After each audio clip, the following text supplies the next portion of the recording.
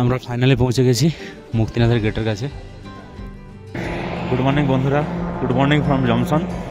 আমরা এখন আছি জমসন এয়ারপোর্টের কাছে, একদম আওয়াজটা শুনতে পাচ্ছ, তোমাদের দেখাচ্ছি।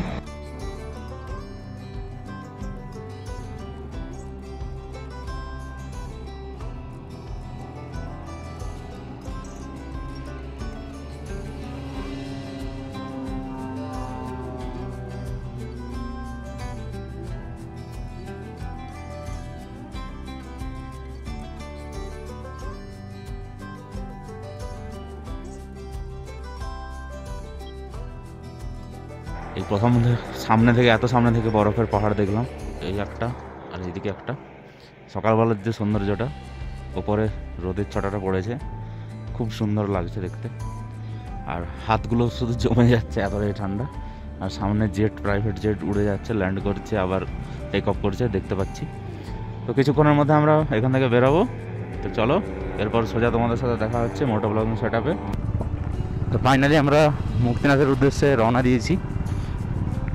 তো খুব সুন্দর একটা ভিউ, সকাল সকাল ভিউটা এনজয় করতে করতে আমরা সামনের দিকে এগোচ্ছি। কন্টিনিউয়াসলি ভিউ তো পাচ্ছি। তো এবার চলো, মুক্তিনাথের দিকে রাস্তা কেমন সেটা ঠিক জানা নেই কারো। এবার আস্তে আস্তে করে এগোই। সাইডে রোদের জন্য হয়তো অতটা ক্যামেরাটা আসছে না, কিন্তু সামনে যে রেঞ্জটা দেখতে পাচ্ছি, ধবলাগিরি রেঞ্জ, তো সামনে গেলে আরও অনেক কিছু দেখতে পাবো। তো সামনে গিয়ে আরও ভিডিও করতে থাকবো। হালকা অফরোড আছে, তো খুব একটা হাইলি অফরোড নয় বললো। দেখা যাক কেমন রাস্তা পাই। তো চলো সামনের দিকে এগোতে থাকি, আর তোমরা ভিউ এনজয় করতে থাকো।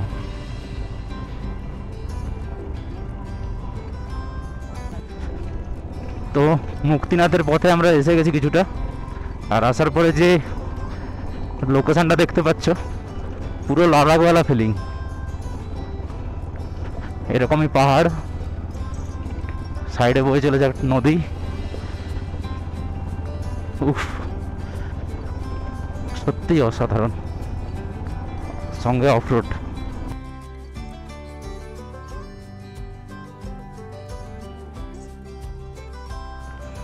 আর এখান থেকে নীলগিরি রেঞ্জটা দেখা যাচ্ছে। ঠিক অপোজিটের যে ভিউটা, সেটা পুরো উল্টো। তো বন্ধুরা, নেপাল, সিকিম এইসব জায়গায় গিয়ে প্রেয়ার ফ্ল্যাগ যদি না গাড়িতে লাগাই তাহলে আর কী করলাম। তো প্রেয়ার ফ্ল্যাগ কালকে আমি কিনেছিলাম, তো আজকে লাগাতে মনে ছিল, আমি কিছুক্ষণ আগে বাঁধলাম। সেই ভিউটা তোমরা পাচ্ছ এখানে। আর সামনের যে ভিউটা পাহাড়ের, একটু একটু করে চেঞ্জ হয়ে যাচ্ছে, আর আমরা এগিয়ে চলেছি।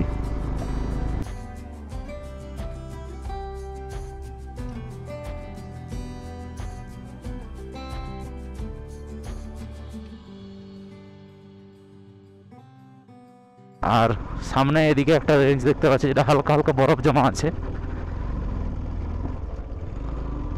আরও আমরা উপরের দিকে যাচ্ছি। আর এখানে আকাশের যে কালারটা জাস্ট মুগ্ধ করে দিচ্ছে। পুরো নীল আকাশ, তার মাঝে পাহাড়, তার মাঝে আমরা যাচ্ছি।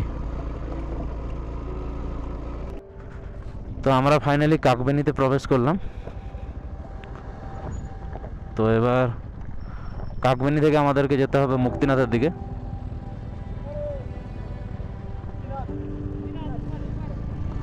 মুক্তিনাথের রাস্তাটা উপরে, আর এদিকে মোটামুটি যেটা দেখতে পাচ্ছি রাস্তাটা মনে হয় ভালো। দেখা যাক কি হয় সামনে। ও, কি ভিউ পেলাম! আমাদেরকে উঠতে হবে ওই জায়গাটা, ওই যে গাড়ি যাচ্ছে দেখতে পাচ্ছ তোমরা ক্যামেরায়, কতটা বুঝতে পারছি না। আর এধারে দেখো সেই স্নো মাউন্টেন।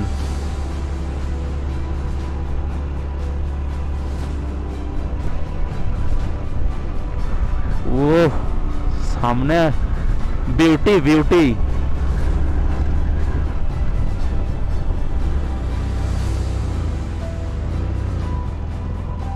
পুরোটাই স্নো মাউন্টেনে ভর্তি একদম, দেখে দেখে যাচ্ছি।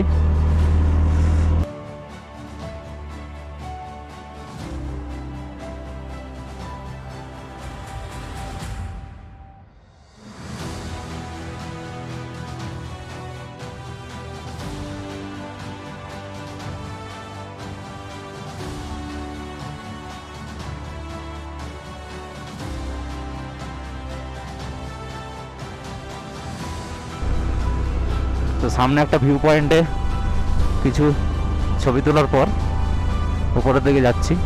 আর আস্তে আস্তে বুঝতে পারছি হাইট বাড়ছে, অক্সিজেন লেভেল কমছে। তো কথা বললে বোঝা যাচ্ছে তখনই।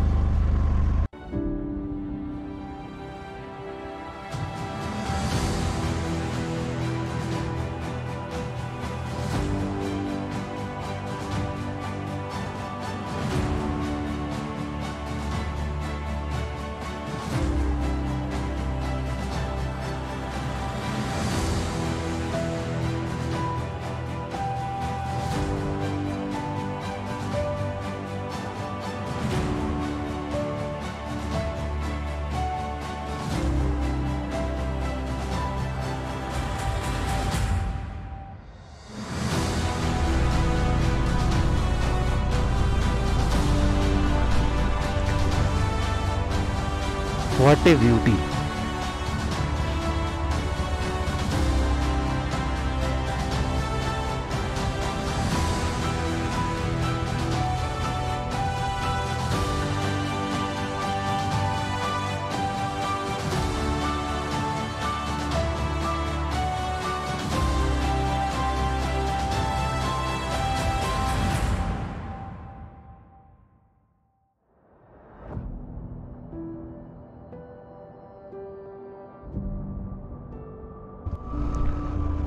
আমাদেরকে উঠতে হবে, ওই যে উপরে পাহাড়টা দেখতে পাচ্ছ, বরফের পাহাড়, ওই দিকে রাস্তাটা চলে যাচ্ছে।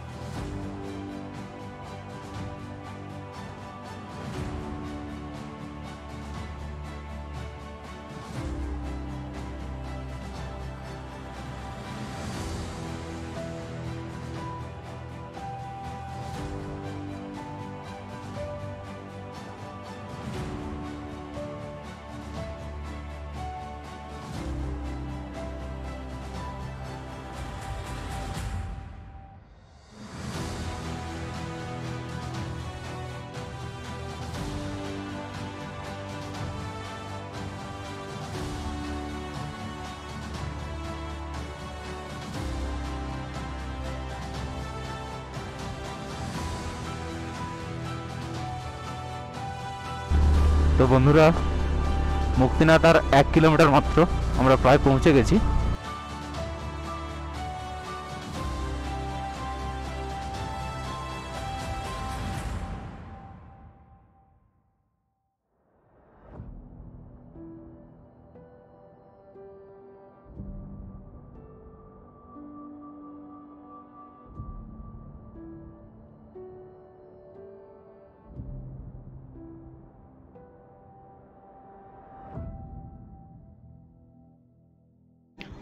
বন্ধুরা, ফাইনালি আমরা মুক্তিনাথ এসে পৌঁছেছি। আমাদের বাইকগুলো এখানে পার্ক করে দিয়েছি। তো এই 300খানা সিঁড়ি পেরিয়ে ওপরের দিকটায় উঠতে হবে। তো চলো আমরা ট্রেকিং স্টার্ট করবো কিছুক্ষণের মধ্যে। তো সবাই পার্কিং করে জিনিসপত্রগুলো রেখে দিয়ে সোজা ওপরের দিকে উঠছি।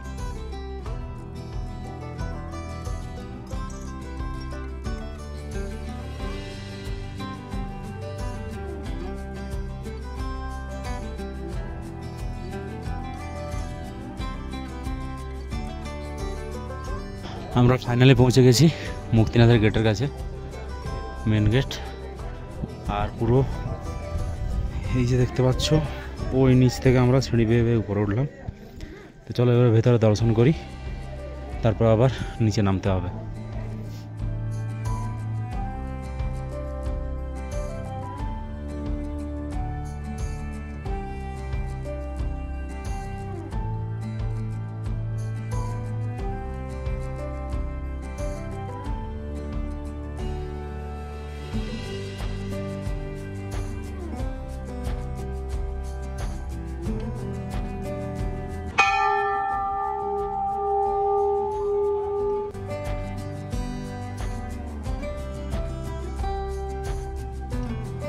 তো বন্ধুরা, সব কিছু বাধা অতিক্রম করে আমরা ফাইনালি পৌঁছে গেলাম মুক্তিনাথ মন্দিরের কাছে, আর যেটা আমাদের ফাইনাল ডেস্টিনেশন এই ট্রিপটার। তো বন্ধুরা, আমাদের মধ্যে কিছু টিমমেট ডিসাইড করলো এই পবিত্র জলে স্নান করার জন্য। আর এখানে আছে টোটাল 108টা ধারা, যেটা সম্পূর্ণ বরফ গলা জল, একদম মাইনাস কত টেম্পারেচার বলতে পারবো না এই জলটার। তো সেই জল মাথায় নিয়ে তো আমাদের টিমমেট একজন এই পবিত্র জলে স্নান করলো। আর বন্ধুরা, এই স্নানটা তখনই তোমার সম্পূর্ণ হবে, মন্দিরের সামনে দুটো কুণ্ড আছে, একটা হচ্ছে পাপকুণ্ড আর একটা পুণ্যকুণ্ড। এই দুটোতে স্নান করার পরেই তোমার এই স্নানটা কমপ্লিট হবে।